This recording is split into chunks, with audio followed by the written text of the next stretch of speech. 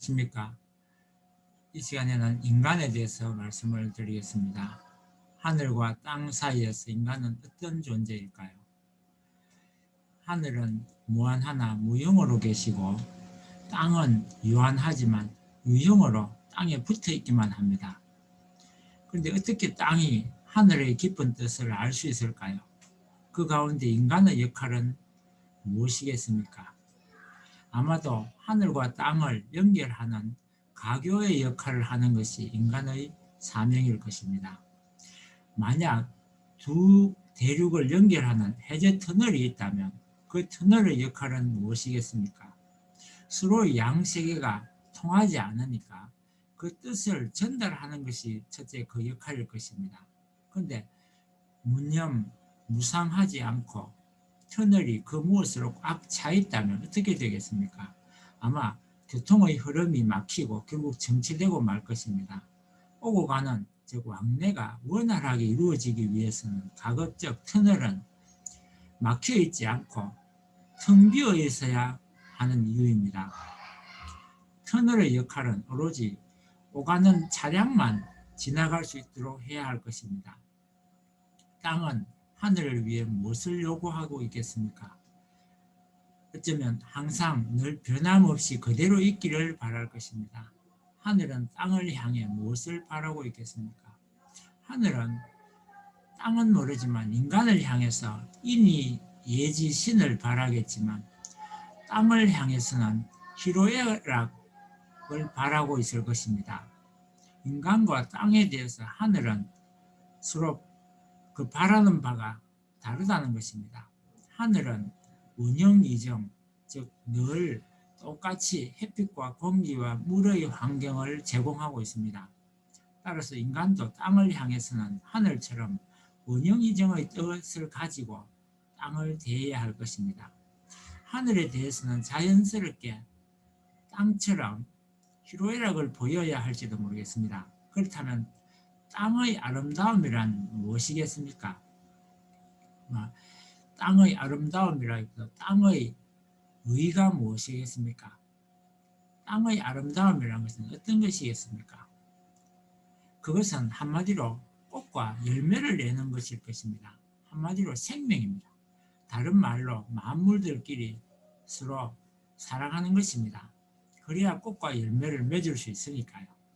꽃은 서로를 사랑하기 위한 표현이고 열매는 사랑의 결실일 것입니다.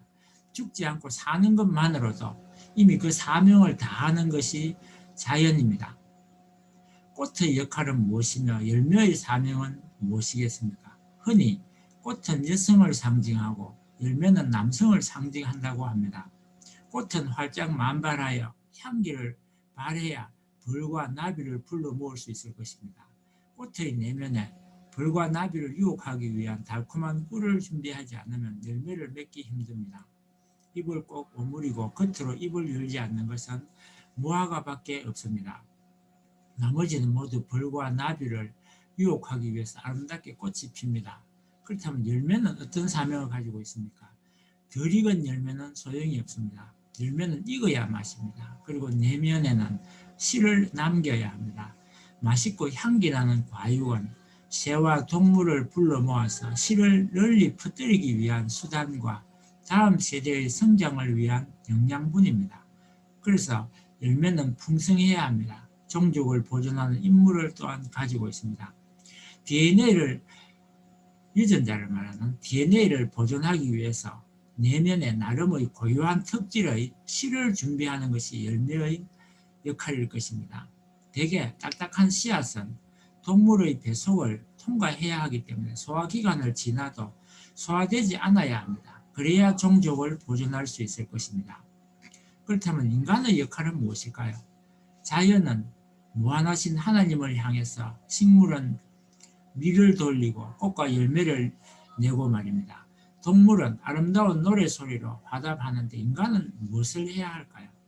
인간의 역할이 지나치게 되면 어떤 현상이 벌어질까요? 마치 아파트 수의실이 아파트 전체보다 더 크다면 그 아파트 수의실에서 사용하는 전기나 물이 아파트 전체보다 더 많이 늘어나게 된다면 어떻게 될까요? 아마 수의실을 유지하기가 벅차게 될 것입니다. 지금 지구가 그렇습니다. 관리자들이 더 문제인 것입니다. 서로에게 가야 할, 즉 하늘과 땅이 또 식물과 동물이 서로에게 가야 할 것들, 마치 인간이 산적처럼 가로채고 더 넓은 터전을 마련하려고 자연을 파괴하고 있다는 것입니다.